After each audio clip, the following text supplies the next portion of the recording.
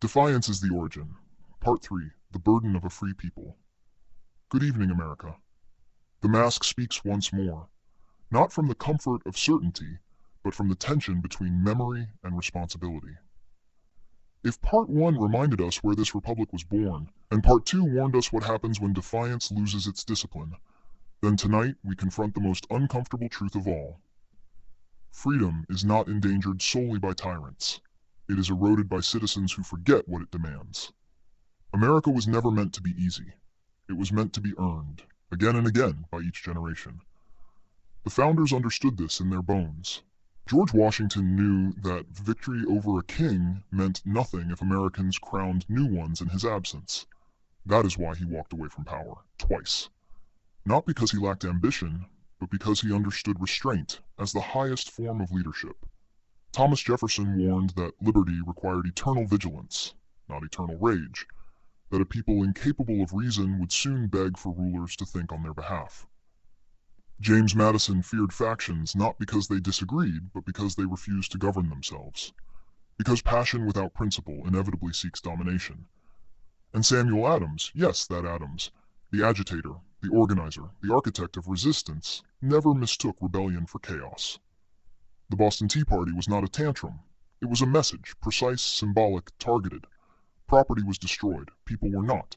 Power was confronted, order was preserved. That distinction matters. Because defiance without discipline is not liberty. It is noise. And noise is easily manipulated. Today you are told that questioning authority is dangerous. Tomorrow you are told that silence is patriotic. And somewhere in between you are encouraged to outsource your thinking to slogans, hashtags, and talking heads. They want you exhausted. They want you polarized.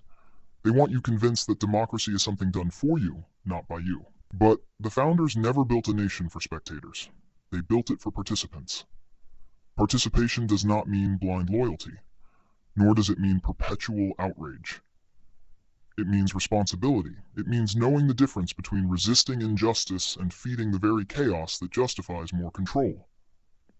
A free people must govern themselves before they attempt to govern institutions.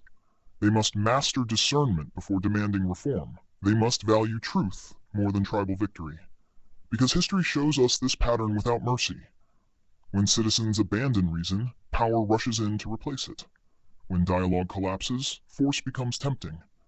When nuance dies, authoritarianism thrives, wearing whatever colors are convenient. The question facing America now is not whether it will survive disagreement. It always has. The question is whether it can survive disengagement of conscience, whether it can survive citizens who confuse volume for virtue, who mistake defiance for destruction, who forget that the republic was designed to restrain power, including their own. Freedom is not a license to burn the house down. It is the obligation to maintain it, even when the work is tedious, even when the answers are imperfect, even when the mirror is uncomfortable. The founders did not give you certainty. They gave you a framework, and trusted you to be worthy of it. So I ask you now, not as a partisan, not as a pundit, but as a fellow citizen behind a mask, will you inherit this republic as consumers of outrage or as stewards of principle?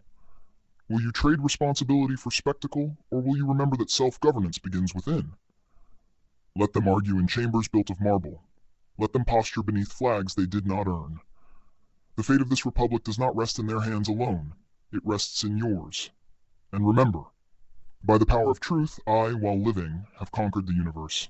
Vivere veneversum vivus vici. Good night and good luck. Masks fade, but the echo of a free voice endures.